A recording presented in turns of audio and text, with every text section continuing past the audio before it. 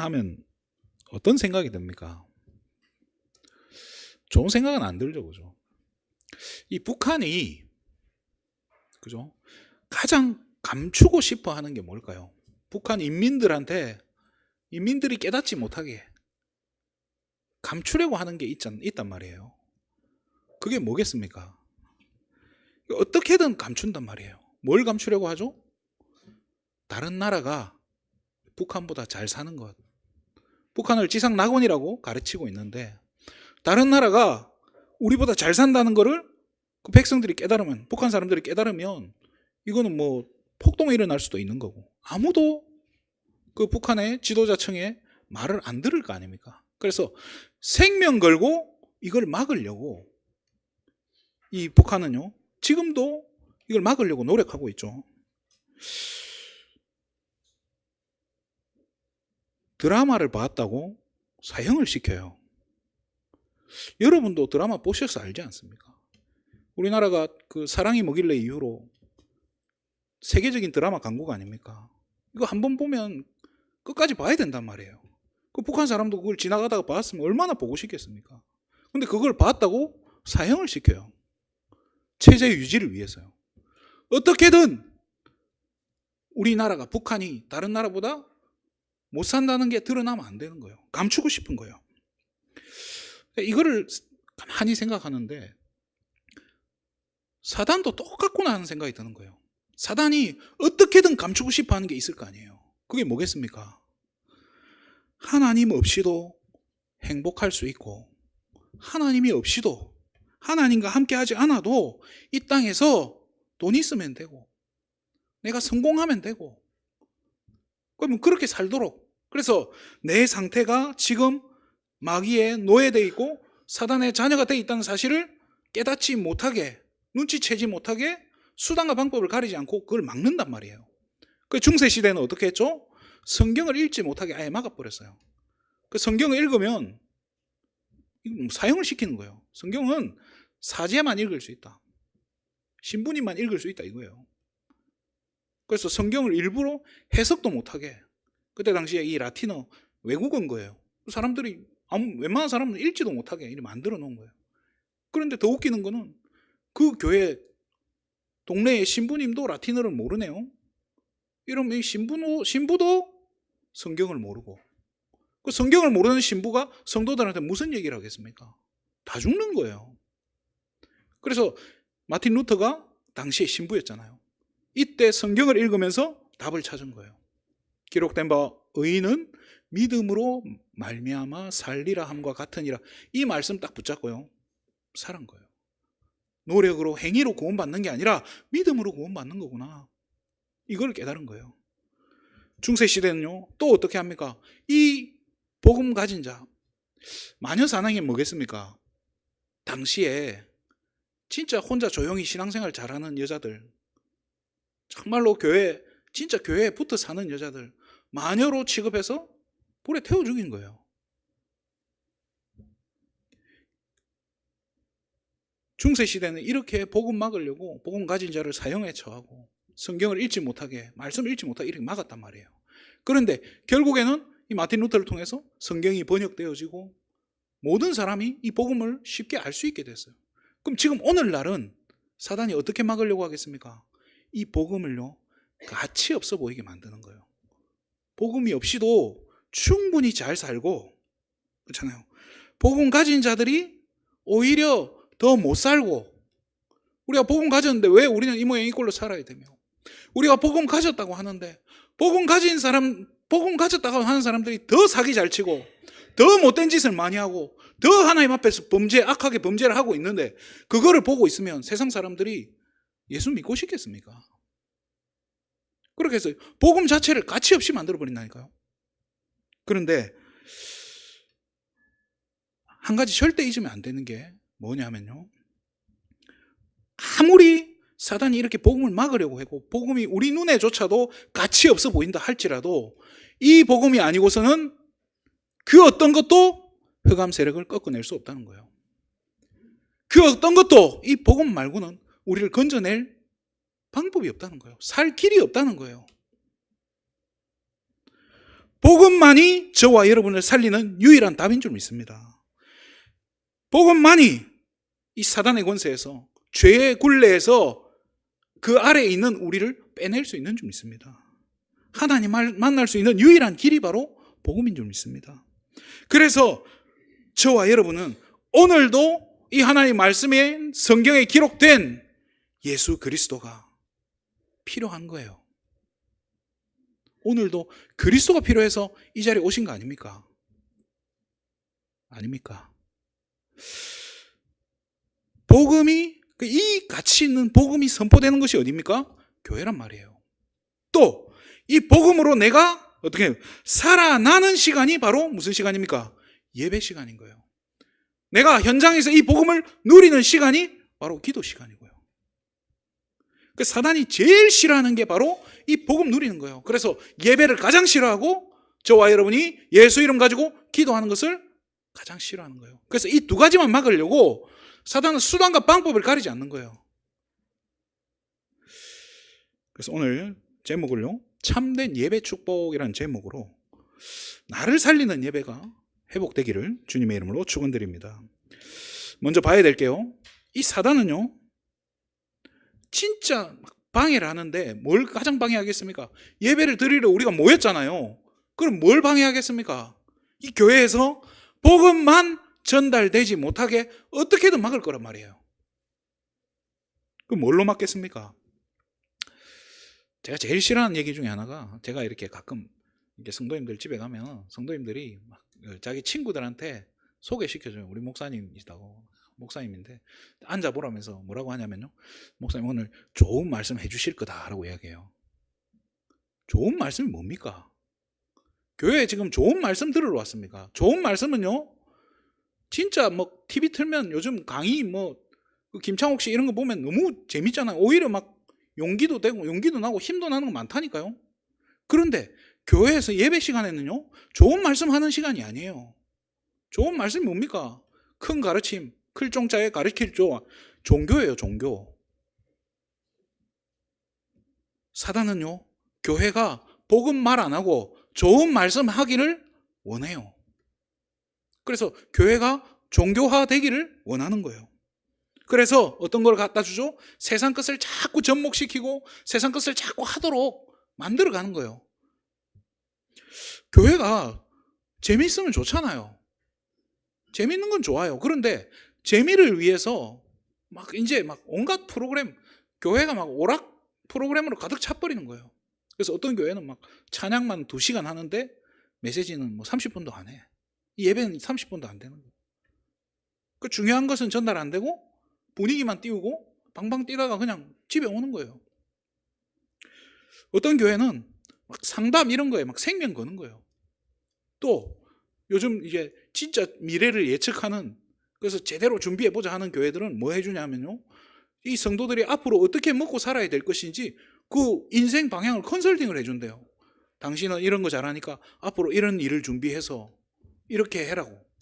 그런 교회가 있더라고요, 진짜. 그래서 성도들이 줄을 서는 거예요. 그래서 6개월 이상 다닌 성도에게만 그 컨설팅을 해준다는 거예요. 그럼 최소한 6개월은 그 교회를 다녀야 돼. 제가 만약에 이 자리에서 건강 특강을 한다, 여러분한테 무슨 도움 되겠습니까? 그렇잖아요. 저보다 건강 더 잘하시는 분들 많잖아요. 자꾸 사단은 그런 걸 하도록 몰아간다니까요. 또 한 가지, 정말로 이거 위험한 건데요, 또 하나의 종교가 있어요. 그게 뭐냐면요, 정치예요. 저는 교회는 진짜 이 정치 얘기 절대 하면 안 되는 곳이라고 생각을 해요. 하지만 저와 여러분 개개인은 정치 성향을 가지고 나름 정치에 관심을 가지고 진짜 이렇게 나라에 걱정하면서 정치에 관심 가지는 건 저는 좋은 거라고 생각을 해요. 그런데 다른 상대방의 의견을 수용하지 못하는 내 의견이라면 그런 수준의 정치는요, 그건 정치가 아니고 뭐예요? 남의 말을 절대 안 들어요. 자식 말도 안 들어요. 그렇게 해서 자녀와 가족 간의 관계가 쪼개진다면 그거는 정치가 아니에요. 종교의 결과예요. 왜요? 이간질 시키는 게 누굽니까? 결국은 사단이잖아요. 사단에 속는 거라니까요. 대한민국을 누가 지금 다스리고 계십니까?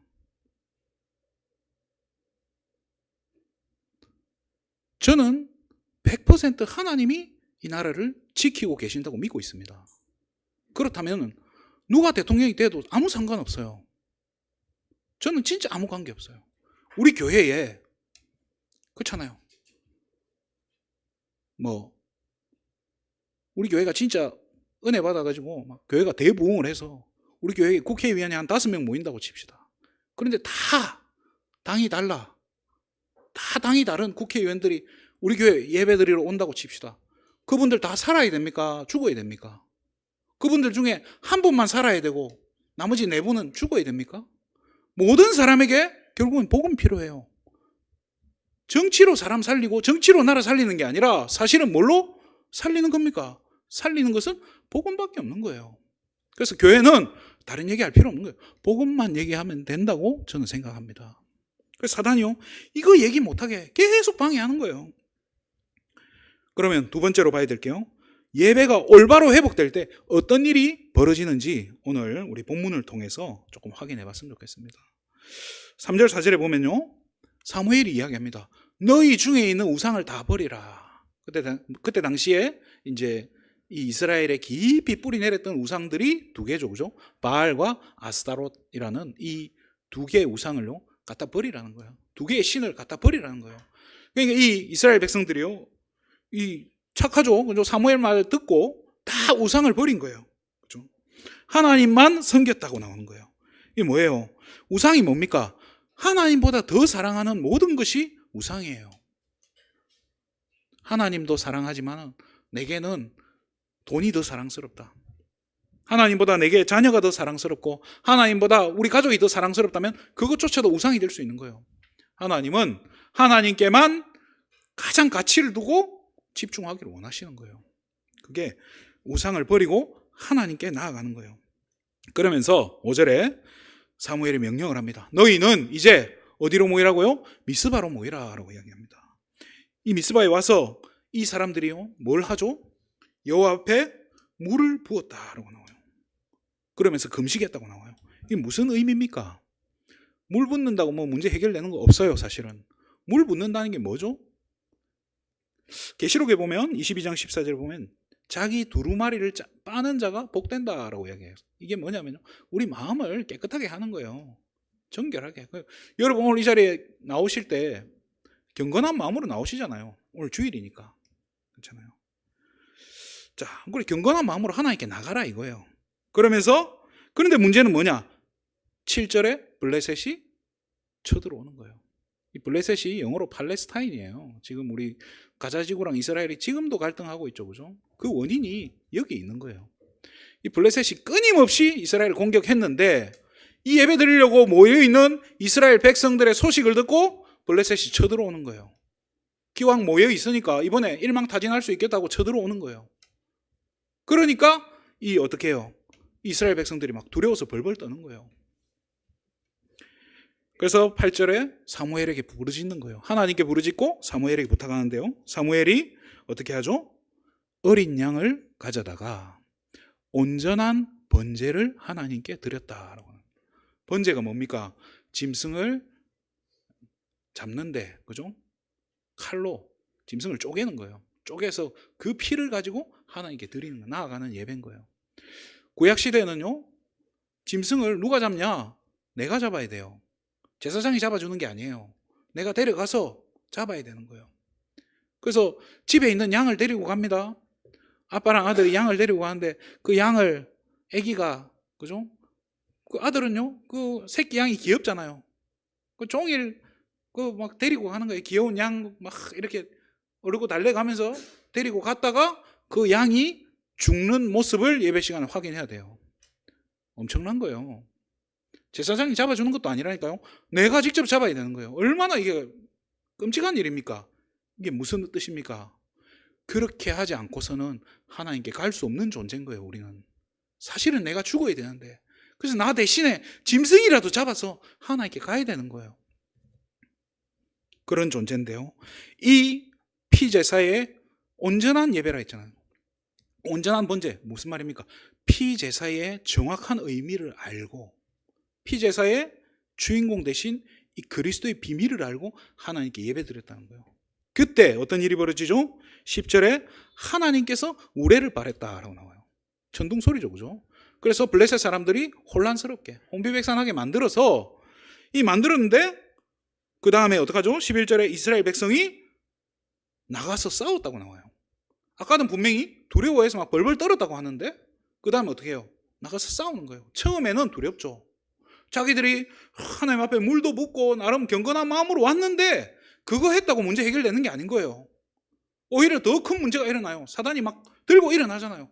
블레셋이 쳐들어오는데 사무엘이 어떻게 할 때요? 온전한 번제할 때, 피제사의 비밀을 알고 정말로 하나님께 제대로 예배 드릴 때 하나님께서 일을 하시는 거예요.